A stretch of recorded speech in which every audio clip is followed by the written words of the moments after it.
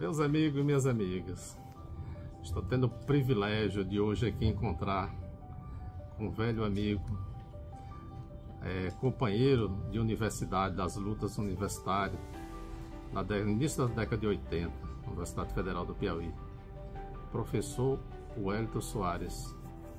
Para mim, um dos gênios do Piauí, nascido em Teresina.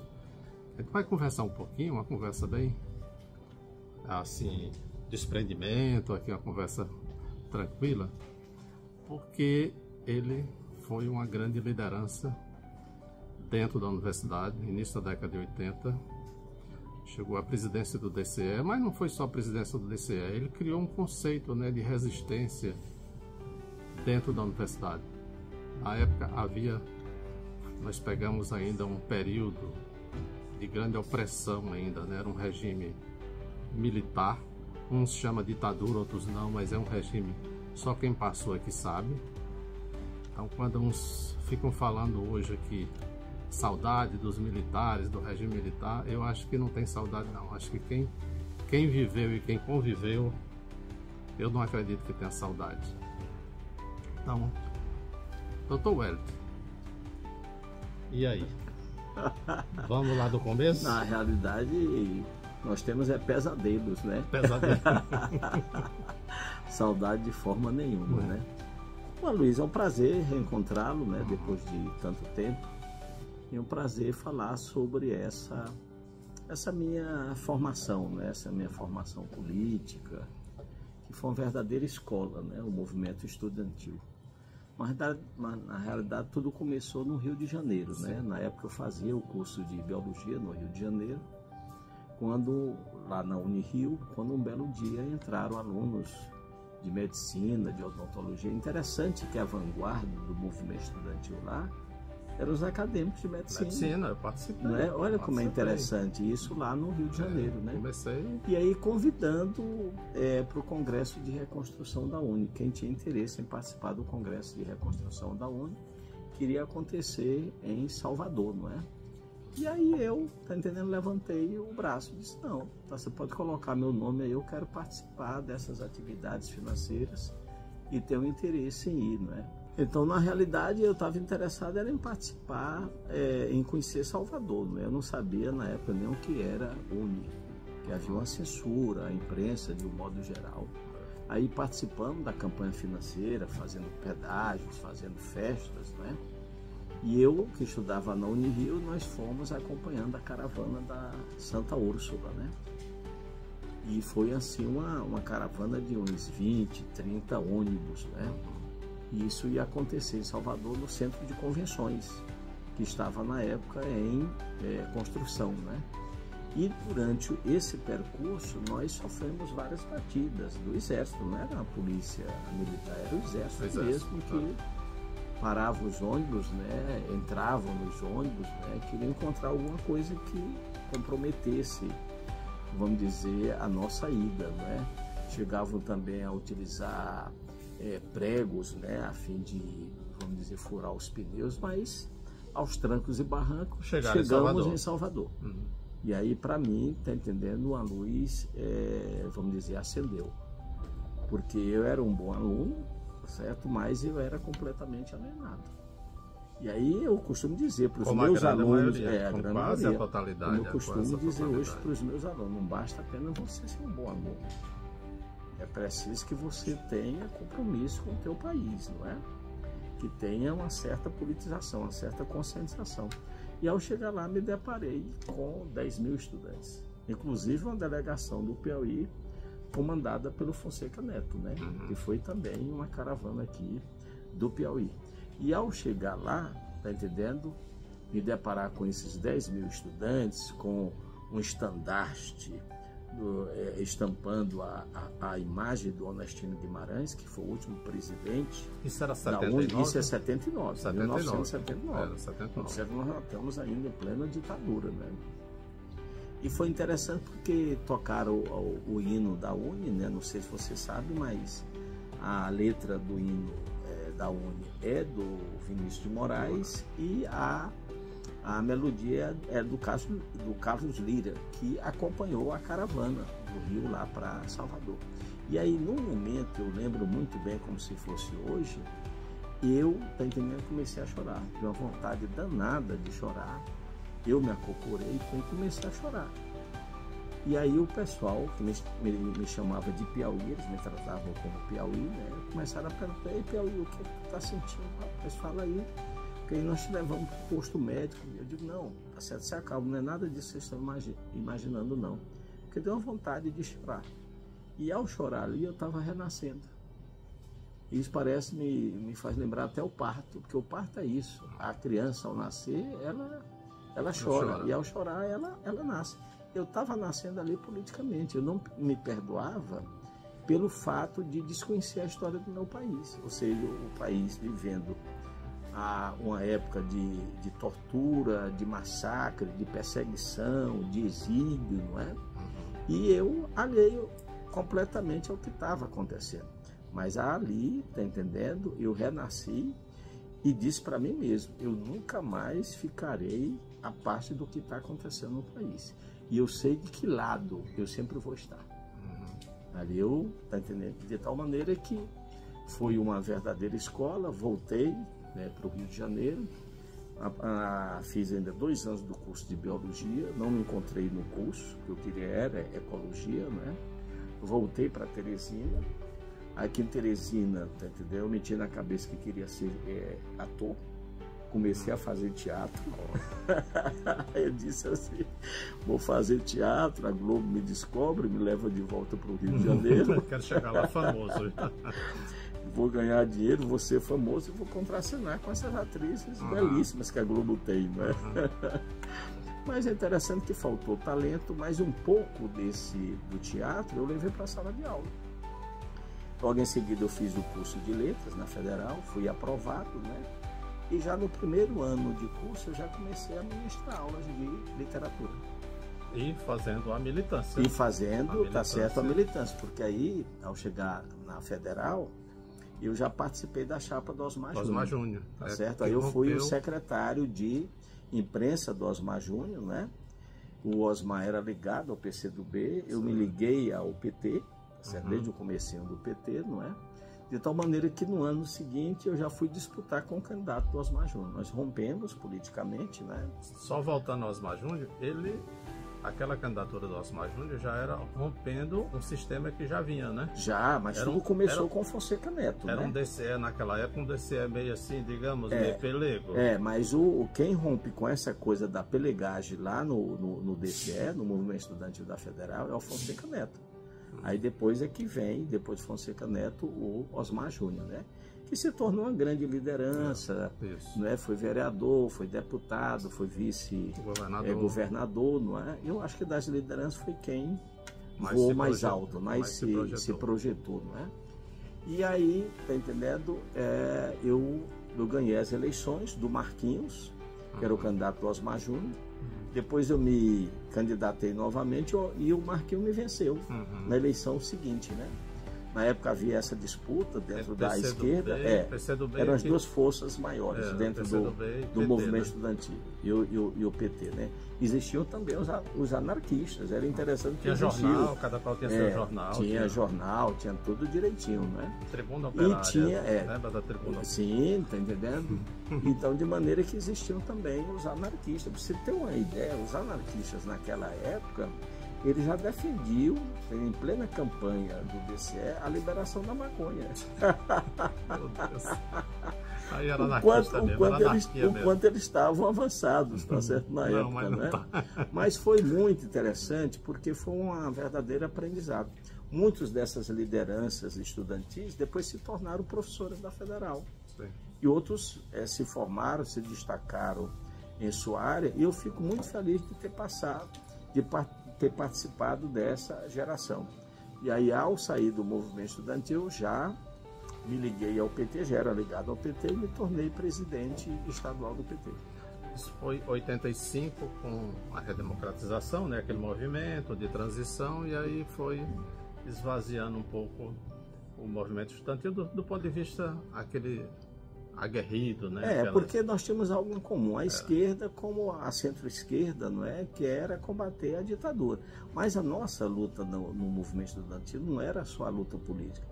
Nós tínhamos também uma luta educacional. A melhoria educacional. Melhoria das condições, o acesso, de laboratório, o transporte que você acompanhou, que na época era o Camilão, né? Era terra de, vamos dizer, carroçal, você está entendendo, né? O RU que não funcionava contente, biblioteca, auditório, laboratórios, não é? Então nós queríamos também a melhoria do ensino. E a luta também contra a privatização, porque veja bem, essa luta em privatizar, essa busca em privatizar o ensino superior é antiga. As classes dominantes sempre desejaram isso. Você lembra que agora no governo passado, da série do Bolsonaro, tá entendendo? Eles tentaram também, o próprio ministro deles, do Bolsonaro, chegou a dizer que o ensino superior não era para todo mundo. Então, e aí começaram a minar as verbas para manter as universidades públicas, de tal maneira que a velha guarda do movimento estudantil, Osmar Júnior, Fonseca Neto, tá entendendo? Zé Carvalho, não é? Então todo esse pessoal voltou e abraçou a universidade. Isso foi um movimento que nós fizemos dentro da universidade. Toda aquela velha guarda, né? A Valéria, tá entendendo? Então foi um movimento muito bom e foi uma escola. Bom, aí sai o professor Wellington Soares do movimento estudantil, professor. Eu acho que você tem ideia de quantos alunos já passaram por você? Só foram muitos alunos. Uma geração inteira. Uma né? geração são, para você ter uma ideia, mais de 45 anos de magistério. Né? Hoje eu estou com 66, em dezembro eu completo 67, né? E, vamos dizer, logo que eu entrei no curso de letras, eu já fui ministrando aula e não parei e continuo na ativa. O que é mais interessante é isso daí. Porque eu tentei também uma candidatura em Teresina, me candidatei a vereador em Teresina, não fui eleito, né, mas foi um aprendizado. Graças a Deus. Ainda bem, ainda bem. Embora, veja bem, tá entendendo? Eu não desfaço da política, que nós não podemos incorrer no erro também de achar que política é podridão. Não é isso não, ainda bem. Tá certo, é o caos, mas não de forma nenhuma. Mas ainda bem que eu falo, não é por esse lado, ainda certo. Bem que os alunos não perderam esse professor, né? Porque aí vem o quê? Vem Salip. Aí vem, tá entendendo? Aí eu me firmo, tá entendendo? Eu me firmo como professor, inicialmente ministrando aulas de gramática, mas depois eu vi que a gramática não era meu forte, porque a gramática ela é cheia de regras, tem uma taxa de exceções, então é complicado. E aí eu fui para a literatura, porque eu já gostava muito de ler. E deu aula muito também de redação, né? E hoje eu dou aula de redação. Hoje eles aglutinam tudo no termo linguagens, que engloba a gramática, a literatura, a redação e artes, né? Então eu firmei, não é, como professor de literatura. E aí nasceu também o desejo de escrever. Aí eu me torno escritor. Em 91, 92 eu lanço o meu primeiro livro, que é A Linguagem dos Sentidos, que é um livro de contos. E aí eu não paro mais, de tal maneira que ao longo desses anos já são aí mais de 13, 14 livros publicados entre contos, crônicas, literatura infantil, que eu estreiei agora recentemente, já com 2 livros infantis, e obras didáticas. E eu queria falar um pouquinho sobre o Salip. Mas antes de falar do Salip, eu fui um dos idealizadores do Salip, eu e mais 3 professores. Professor Luiz Romero, professor Nilson Ferreira e professor Cinéa Santos. Sim. O Cinéa Santos já organizava o Língua Viva, que é um seminário na área de comunicação. Então, todos esses gramáticos, linguistas, o Cinéas trazia. E aí nós levamos ao Cinéas a ideia de nós organizarmos uma feira literária. Não podia ser bienal, porque bienal ocorre de 2 em 2 anos, e nós estávamos defasados em relação a outros estados. E ele topou.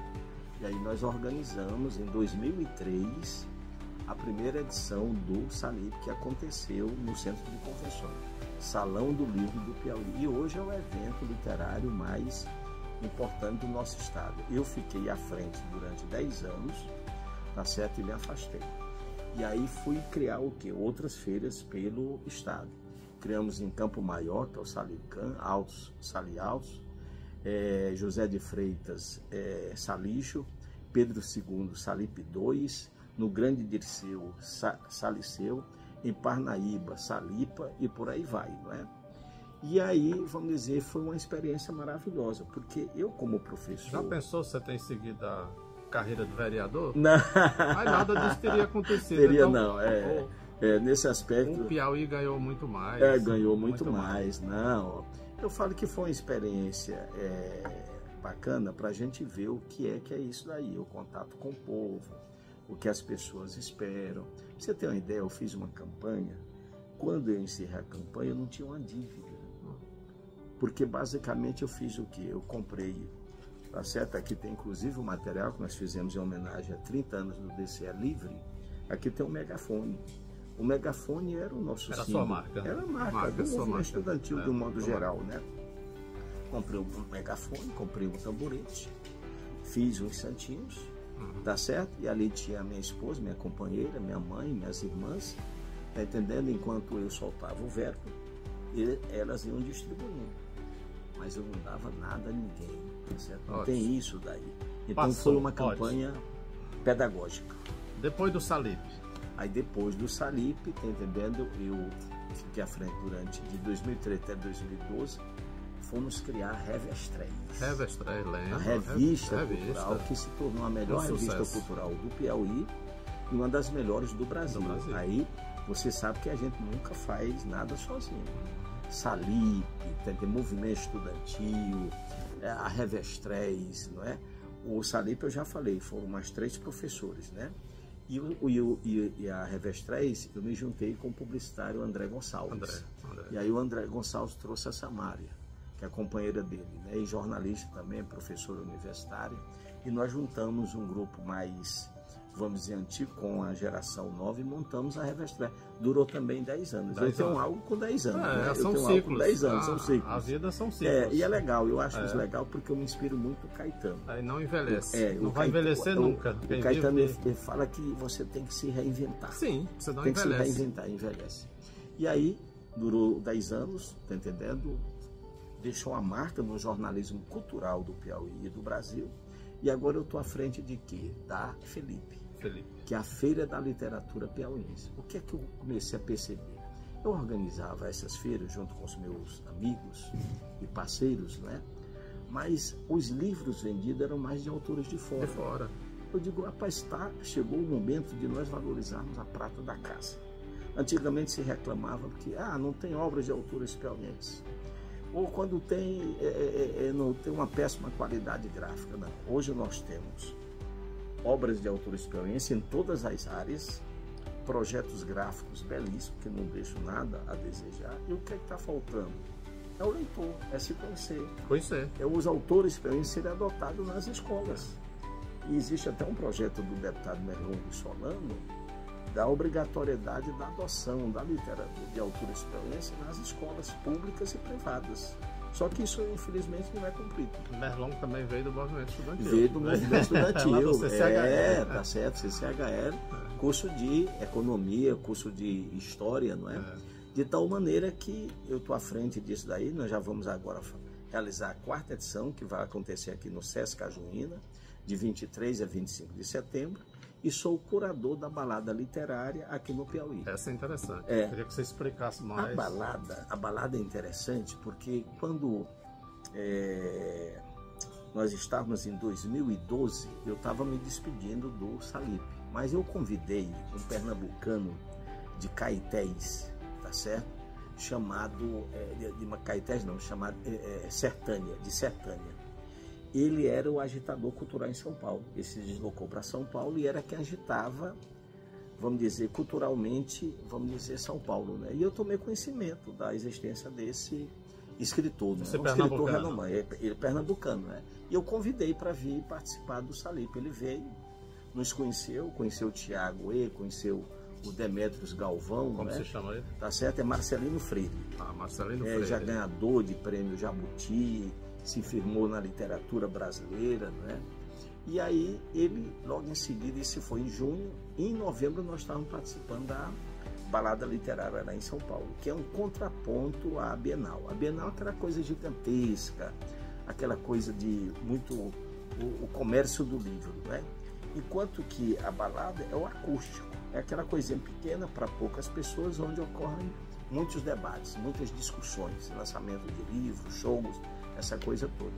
Eu fiquei indo. Quando deu o ano de 2017, eu estava lá, quando o Marcelino Freire me convida ao palco para ler uma notícia que havia saído no estado de São Paulo. E o que era a notícia? Dando conta que o homenageado da balada em 2017 era Torquato Neto. Nosso E aí piauiense. foi o nosso piauiense, nosso poeta mais ilustre, né? Mais conhecido nacionalmente. E aí eu fiquei maravilhado. Ele disse, olha, mas tem uma coisa, tem uma condição. É que você se torne o curador da balada literária lá em Teresina. Porque nós queremos começar a balada de 2017 em Teresina. Uma vez que ele é filho de Teresina. E aí foi uma coisa sensacional. Fantástico. Nós já estamos, vamos realizar já agora a 9ª edição. A 9ª edição. A 9ª edição. Professor, Wellington, um projeto também que é fantástico. Você é uma pessoa que luta muito por a inclusão, né? E nós sabemos da dificuldade. Eu vim de escola pública. Eu também. Entrei na Universidade Federal do Piauí, em janeiro de 79, curso de medicina, oriundo da escola pública. Mas hoje, praticamente, está muito complicado, né? Eu vim de escola pública e entrar. Hoje, assim, nos últimos tempos, mas você criou um revestrez. Você um projeto de inclusão foi universitária. Um projeto de inclusão do aluno de rede pública que tem menos condições financeiras de pagar a escola, de pagar cursinho e de pagar a preparação para o Enem, que foi a preparação para o Enem para estudantes de escola pública. Exatamente. Queria que você falasse um pouquinho desse projeto. Na época era chamado cursinhos populares. Cursinhos eu comecei a observar o seguinte, eu sempre fui mais professor de escola particular do que pública. Pública, eu sei. Eu não fui de escola pública no Liceu Piauiense. Fiz um concurso, fui aprovado, tá certo? Mas depois aderi ao PDV, tá certo? E aí a gente observava que os alunos das escolas particulares eram que tinham acesso às escolas públicas. E os alunos das escolas as universidades públicas, as universidades públicas, públicas, as universidades públicas. E os alunos das escolas públicas iam para as faculdades particulares. Se quisesse fazer um curso superior. Então estava havendo uma distorção, tá certo? Nesse sentido, né?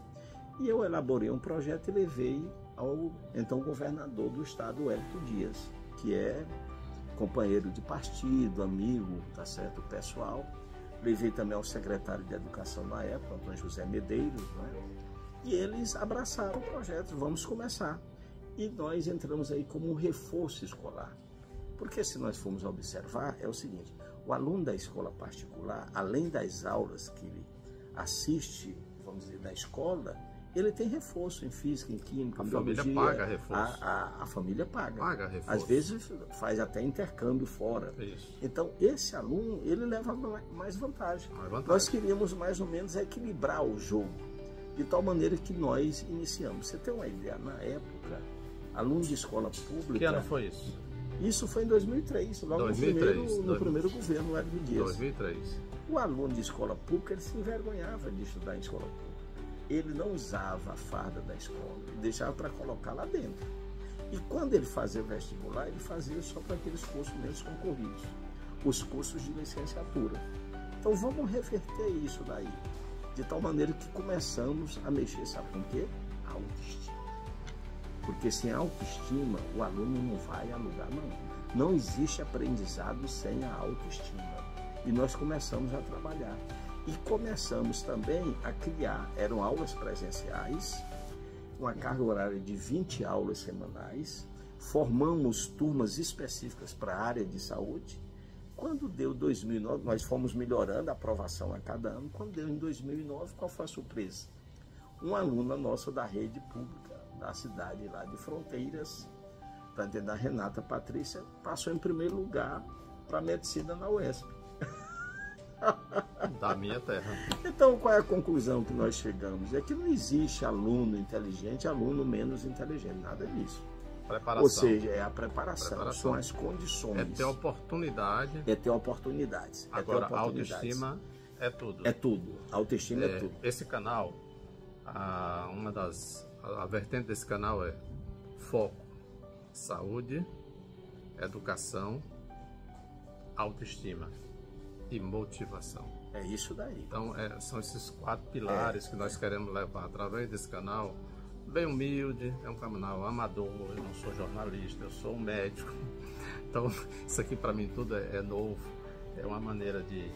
Um aprendizado também, né? Trabalhar a mente, para tentar motivar pessoas. Eu vi um dos programas de você falando lá do Elvidio Nunes. Você foi aluno do Elvidio Nunes. E a gente costuma fazer revisões lá no Elvidio Nunes. Então, na realidade, nós Escola que Técnica somos Federal, Escola Pública, nós que somos oriundos de escolas públicas, nós temos um compromisso, nós temos um débito com a escola pública. E hoje a escola pública, Aloysio, melhorou bastante.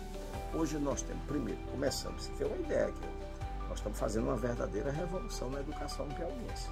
Observe, o ensino médio é universal. Todos os municípios do Piauí, da Serra, têm ensino médio. Eu lembro que minha família, meu pai era de Água Branca, minha mãe de São Pedro, eles vieram para Teresina porque não havia ensino médio em São Pedro. O ensino superior hoje é universal, foi o primeiro estado a universalizar o ensino superior. Todo município do Piauí tem um ensino superior. A grande revolução que está acontecendo hoje, escolas de tempo integral, que você sabe que é uma proposta lá de quem? De Darcy Ribeiro, o grande educador que nós tivemos, Leonel Brizola, um dos grandes sonhos do Leonel Brizola, que está se concretizando agora. Foi lançado agora o Pé de Meia. O Pé de Meia é fantástico, porque é uma poupança. O aluno, às vezes, de escola pública, ele fica dividido entre o trabalho e a educação. Agora não.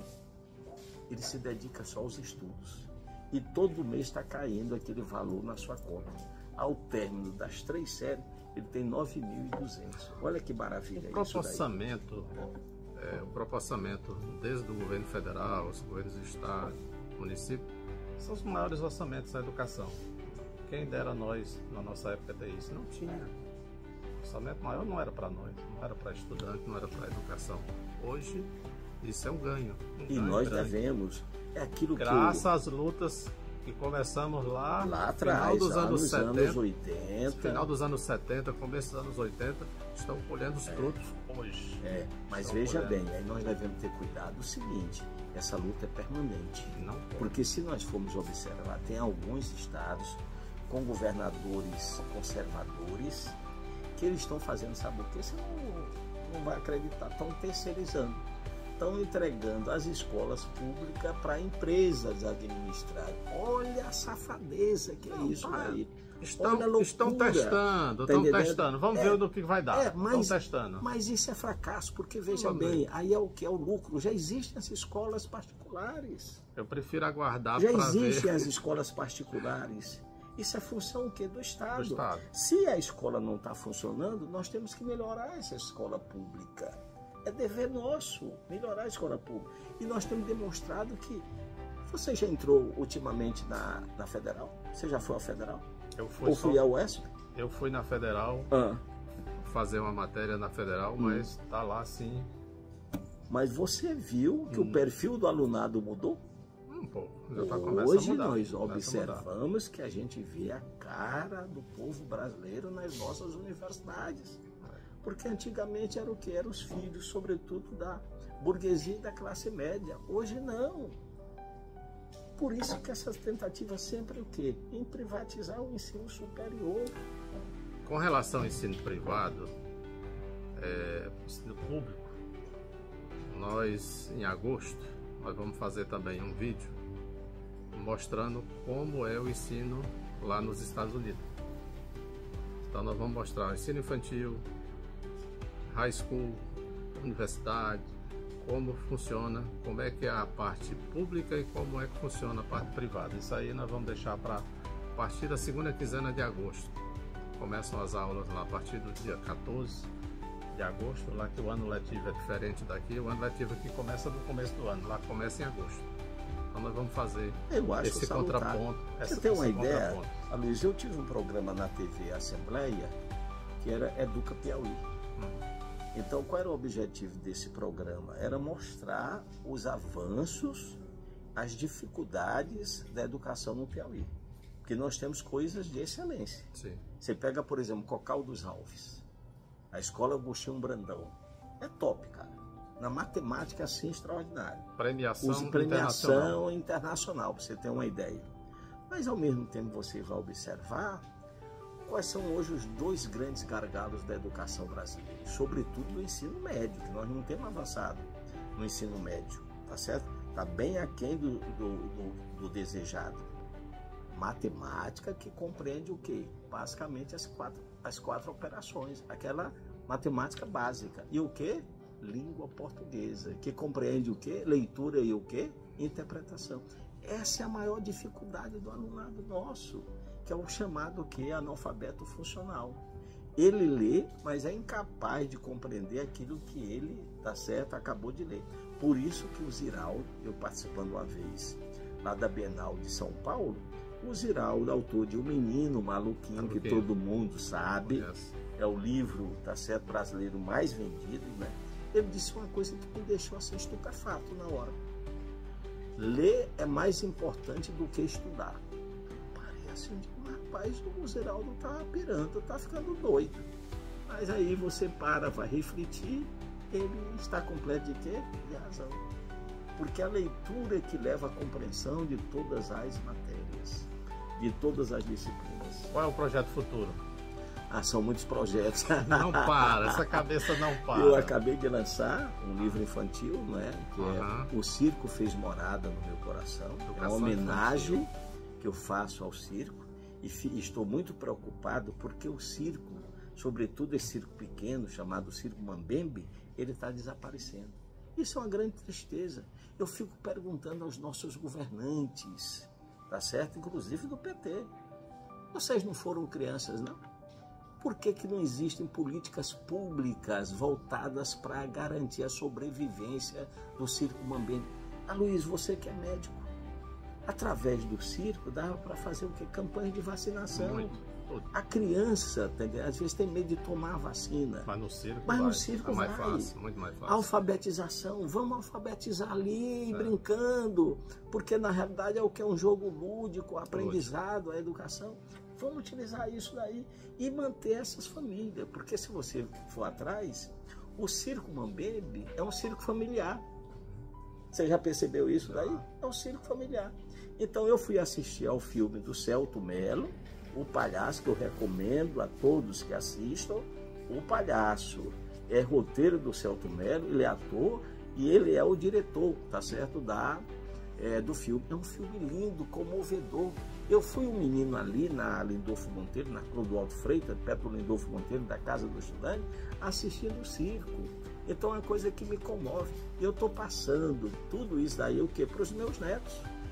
Ou seja, isso é uma tradição que não pode desaparecer. Muito obrigado.